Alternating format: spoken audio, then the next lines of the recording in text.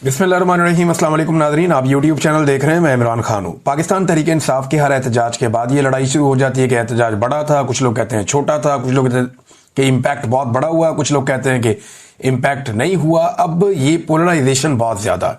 कुछ लोग जो है वो कोशिश करते हैं खाली सड़कें दिखाएं और कुछ लोग दिखाते हैं कि जी एहतजाज हो रहा है और लोग निकलें और लोग जोर लगा रहे हैं। लेकिन ये बाकी पॉलिटिकल पार्टीज के साथ नहीं होता। क्यों नहीं होता? वजह यह है कि वो पॉलिटिकल एक्टिविटी करते ही नहीं है। जब कोई पॉलिटिकल एक्टिविटी करेगा तभी आप उसके ऊपर सवाल उठाएंगे ना कि ये अच्छी हुई या बुरी हुई।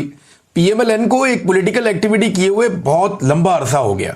मियां नवाज शरीफ साहब जिस दिन पाकिस्तान वापस आए थे, मेरी नज़र में वो आखिरी पॉलिटिकल एक्टिविटी थी जो पीएमएलएन ने की थी, और वो भी पूरे पाकिस्तान से उन्होंने बंदे इकट्ठे किए थे और किसी की भी मियाँ साहब की तरफ तवज्जो नहीं थी।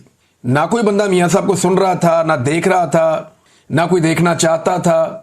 मियाँ साहब आए, कबूतर उड़ाए और मियाँ साहब के तोते उड़ गए उस दिन कि ये तो वो अवाम ही नहीं है जिनको मैं छोड़कर गया था पाकिस्तान में।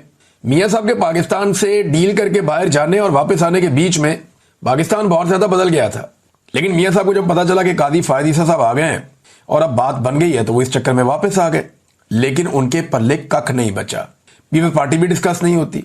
फजलुर रहमान साहब के अपने मदारिस की एक स्ट्रेंथ है, वो ले आते हैं, वो भी डिस्कस नहीं होते।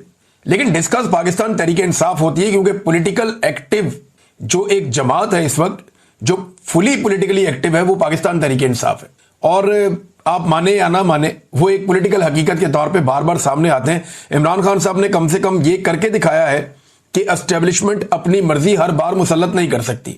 बजाय इसके कि तनकीद करें और लड़ाई करें, बाकी पॉलिटिकल पार्टीज को इस बात पे खुश होना चाहिए कि कम से कम एक जमात तो ऐसी निकली जिसने अगर सामना किया, कम से कम एक जमात तो ऐसी निकली है जो डट कर खड़ी है और अभी तक तबाह नहीं हो सकी, या उसे पीछे नहीं हटना पड़ा, या उसे जमीन पर लेटना नहीं पड़ा।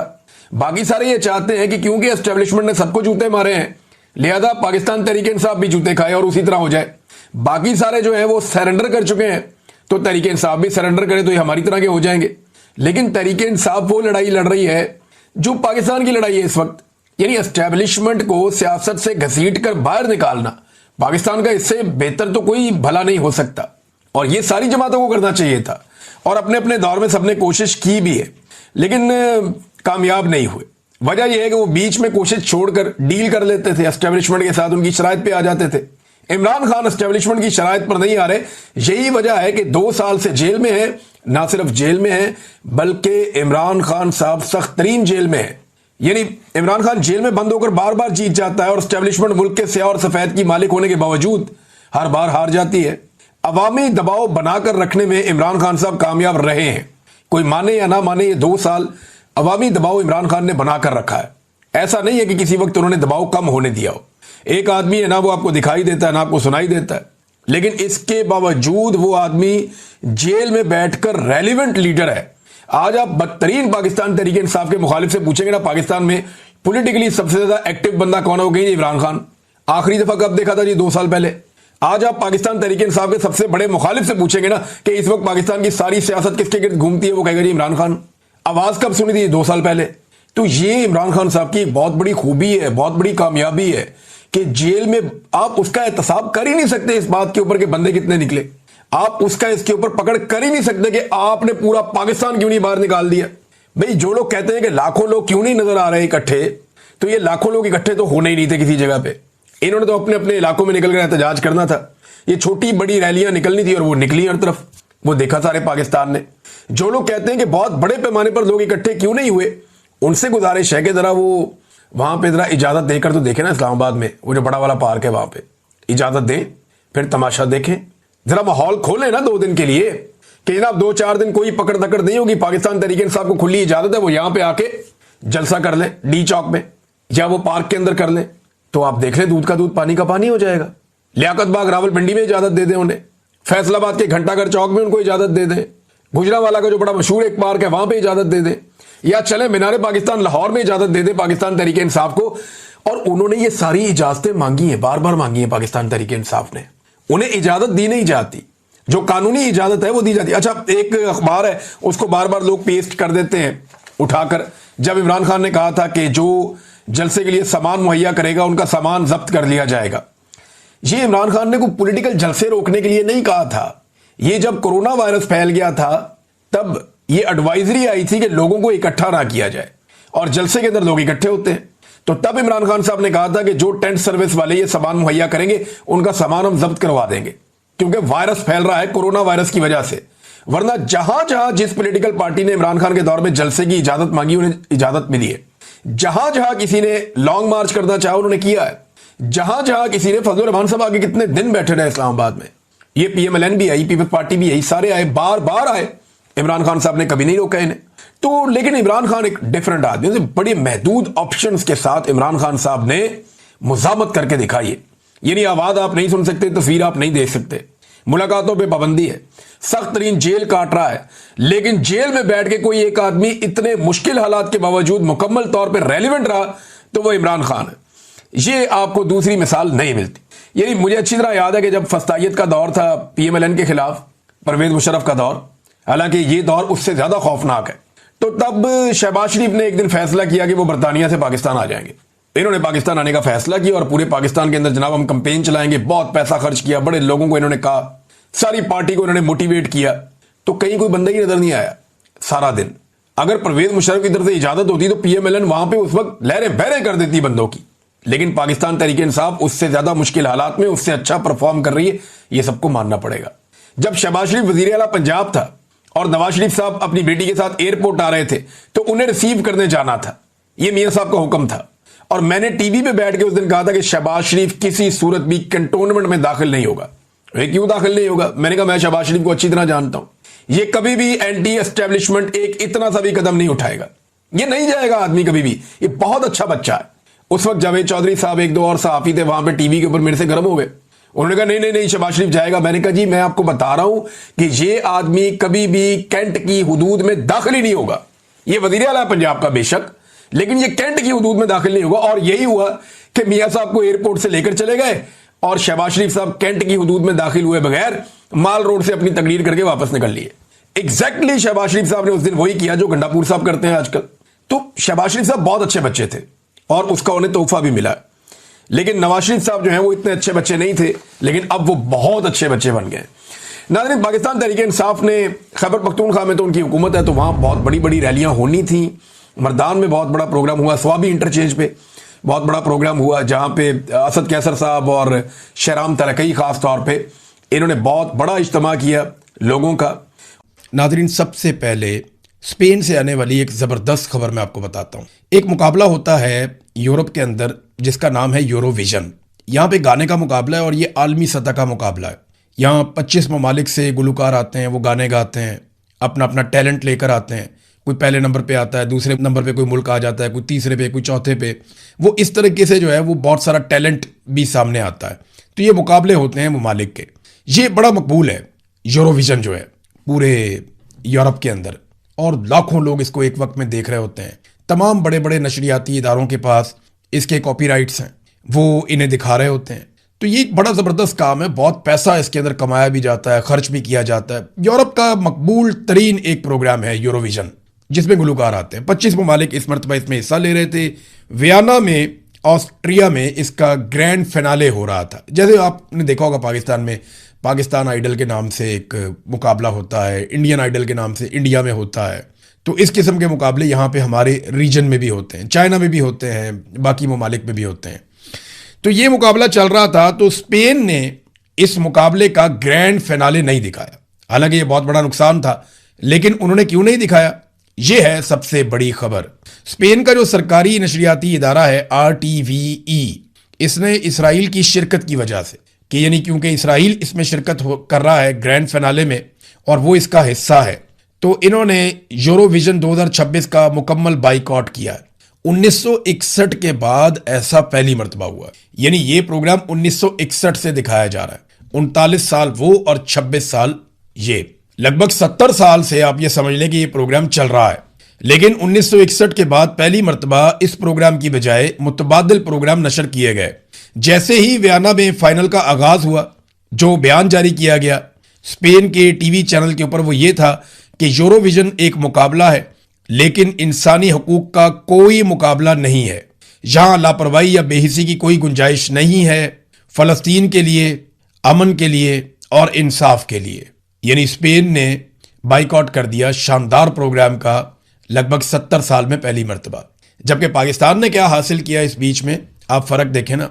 स्पेन बाइकआउट करता है, आयरलैंड बाइकआउट करता है, नीदरलैंड बाइकआउट करता है, स्लोवेनिया इसका बाइकआउट करता है, आइसलैंड भी इसका बाइकआउट करता है। ये ममालिक बाइकआउट कर रहे हैं, जबकि पाकिस्तान नेतन्याहू को दिखा रहा है। पाकिस्तानी टीवी चैनल्स पे पहली मर्तबा यहाँ पे जो सबसे बड़ा मकबूल लीडर है उसको नहीं दिखाया जाता, लेकिन नेतन्याहू को दिखाया जाता है। ईरान की बात सुनवाई जाए या ना सुनवाई जाए, इसराइली पार्लियामेंट की कार्रवाई दिखाई जाती है और ये पाकिस्तान के नेशनल टेलीविजन के ऊपर किया जाता है। देखिए स्पेन वो क्या कर रहा है, वहां के जो हुक्मरान है वो एक सेकुलर मुल्क है, वो क्या कर रहा है, और पाकिस्तान इस्लामी जमहूरिया पाकिस्तान है और पाकिस्तान का रद्द-ए-अमल इसके ऊपर क्या है। हालांकि पाकिस्तान अब तक इसराइल को तस्लीम नहीं करता।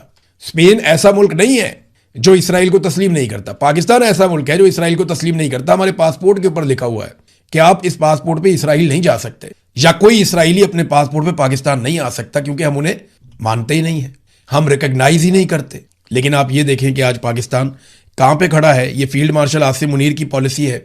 इससे पहले जनरल बाजवा की भी ये ख्वाहिश थी, जिसका इजहार वो कई मरतबा कर चुके थे। अब जरा थोड़ा पाकिस्तान में आए। हमारी ये खबर थी, उसकी तस्दीक IMF ने भी कर दी है। पहले जो IMF ने तस्दीक की है वो मैं आपके सामने रख देता हूं। मैं आपको कई दिनों से बार बार एक बात कर रहा हूं कि जनाब पाकिस्तान के अंदर मौजूदा हुकूमत तेल के आलमी बहरान को, अभी वो इतना बड़ा नहीं है, पाकिस्तान में मौजूदा हुकूमत उसको अपने मुनाफे के लिए इस्तेमाल कर रही है। क्योंकि पाकिस्तान के अंदर टैक्सेस जमा नहीं हो रहे, रेवेन्यू कलेक्शन हो नहीं पा रही, कारोबारी जिंदगी बंद है, लोग कोऑपरेट नहीं कर रहे, हुकूमत को लोग मानते नहीं है, लिहाजा हुकूमत लोगों की जेबें काट रही है और पैसा इकट्ठा कर रही है पेट्रोलियम मसनूआत के ऊपर लेवियां और टैक्सेस लगा लगा कर। अब IMF ने इसकी तस्दीक कर दी है।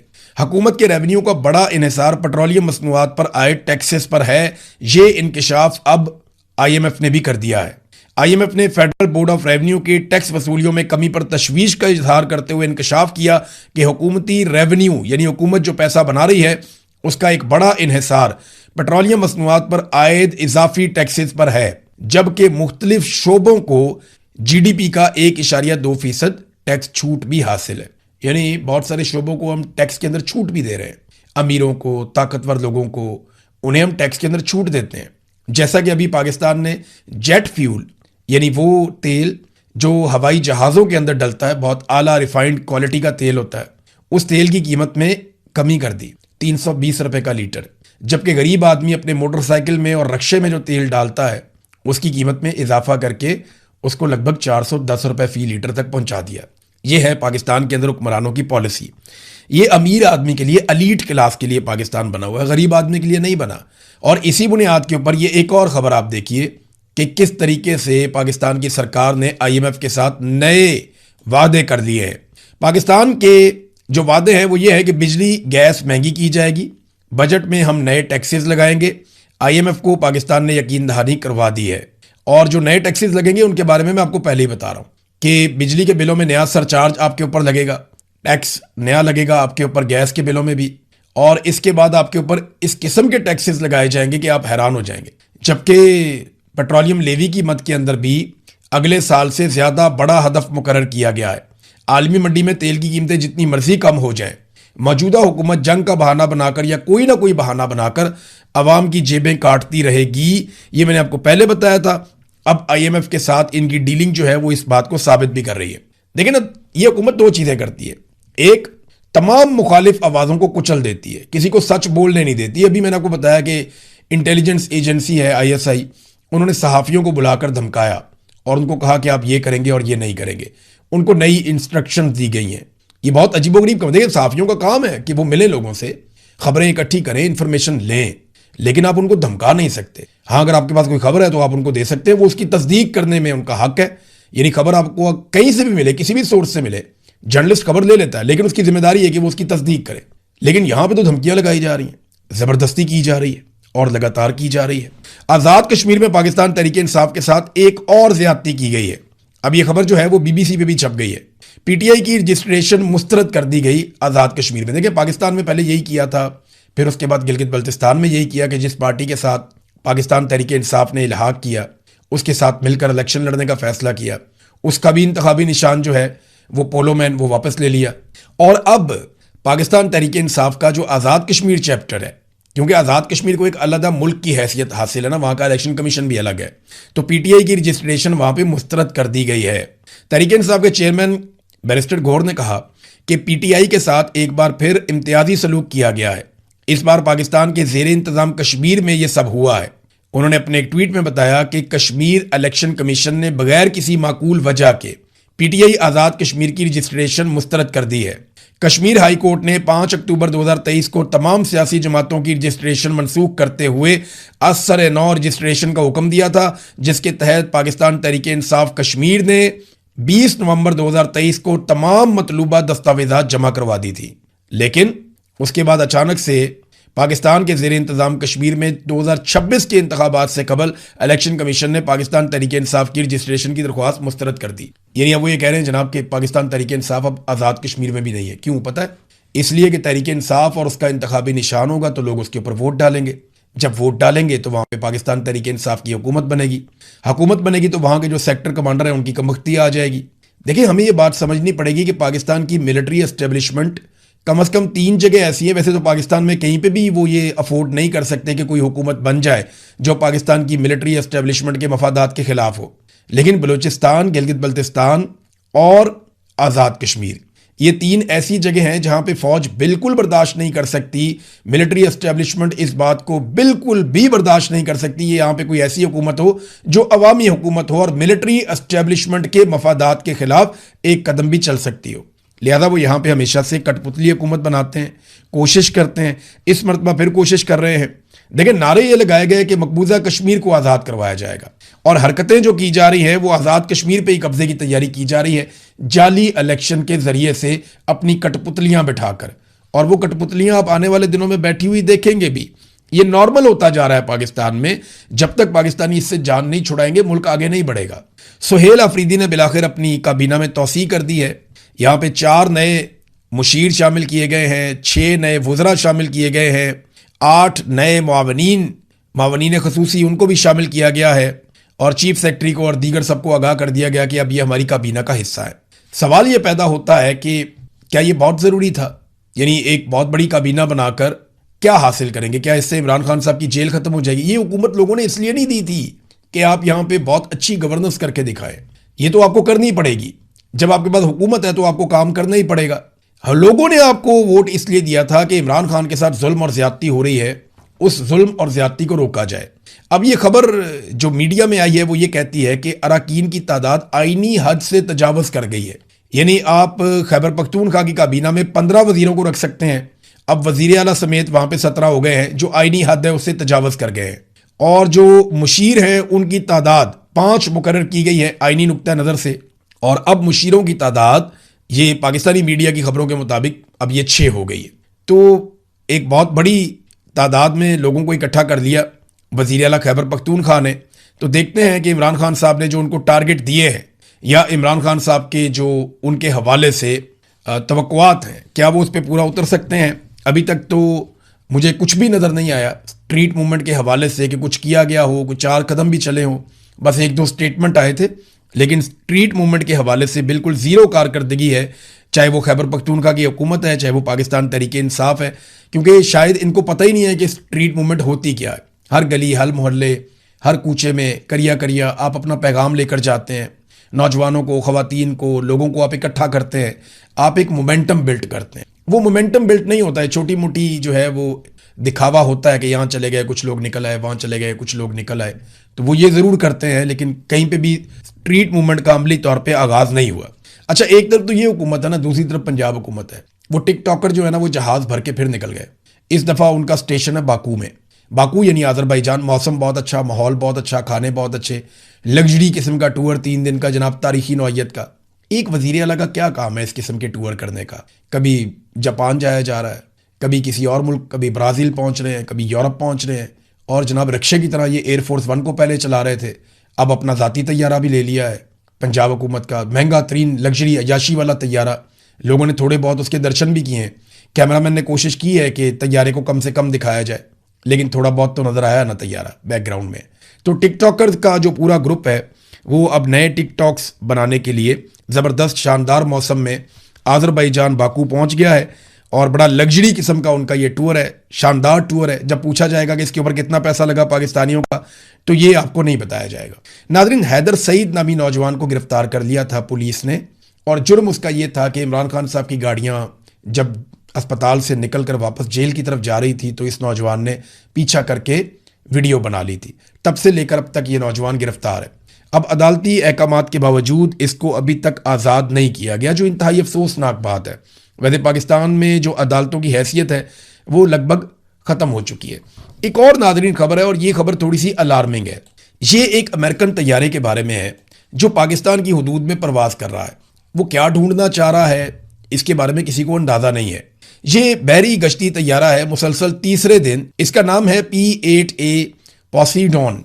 ये जो तैयारा है अमरीकी बैरिया का, ये पाकिस्तान के साहिल के करीब इस इलाके में लगातार परवाज़ें कर रहा है, और अब ये समझ नहीं आ रही कि ये किस चीज़ की तलाश में है। ये तैयारा करता क्या है? ये बोइंग ने बनाया हुआ है तैयारा P-8A पोसीडॉन। बोइंग का ये तैयारा जो है ये दिफाई नुक्ता नज़र से आप दोस्त को ढूंढने के लिए, सरफेस के ऊपर जासूसी करने के लिए, निगरानी करने के लिए, ये इन मकासद के लिए इस्तेमाल होता है। इसमें जदीद आलात लगे होते हैं। अब ये पाकिस्तान के साहिली इलाके के अंदर लगातार प्रवास करके क्या ढूंढ रहा है, इसके बारे में वैसे पाकिस्तान को पता ज़रूर करना चाहिए, क्योंकि वो पाकिस्तान की हुदूद है। लेकिन आपको पता है कि अमेरिकन कुछ करना चाहें तो पाकिस्तानी उनसे सवाल जवाब नहीं करते। बड़ा लंबा अरसा हमने उनको सहूलतकारी की है अफ़गानिस्तान में लड़ाई के लिए। वो सारा माल पाकिस्तान के अंदर से लेकर जाते रहे, कंटेनर भर के। नेटो सप्लाई वो यहीं से होती रही है। हमने बहुत सपोर्ट किया अमेरिकन को, और हम अमेरिकन से कभी नहीं पूछते, चाहे उनका ड्रोन जाए, चाहे उनका तैयारा जाए, चाहे वो सर्वेलेंस करें हमारे इलाके के अंदर। वो आए, उन्होंने आके एबटाबाद में उसामा बिन लादेन को कत्ल किया, उसकी लाश उठाकर ले गए, हमने नहीं पूछा। उन्होंने हमारे फौजियों को शहीद किया, हमने नहीं पूछा। हम अमेरिकन के साथ कभी मुकाबला नहीं करते। पाकिस्तान की जो मिलिट्री एस्टेब्लिशमेंट है, उसका जो अस्करी किबला है वो पेंटागन में है। ये बात मैं आपको पहले भी कह चुका हूँ, और ये बात एक हकीकत भी है। CNN ने नाज़रीन एक खबर की तस्दीक की है। मैंने आपको पहले बताया था कि डोनाल्ड ट्रंप को चीन से कुछ नहीं मिला, तो CNN ने भी यही कहा कि चीन में ईरान के मामले पर कोई पेशरफ्त नहीं हुई है, अमेरिका को चीन से कुछ ऐसा नहीं मिला, और डोनाल्ड ट्रंप की बेसब्री लगातार बढ़ती चली जा रही है। और तेहरान पर दबाव डालने के लिए मजीद फौजी हमलों पर इस वक्त डोनाल्ड ट्रंप गौर कर रहे हैं। यहाँ डोनाल्ड ट्रंप का एक स्टेटमेंट भी मैं आपके सामने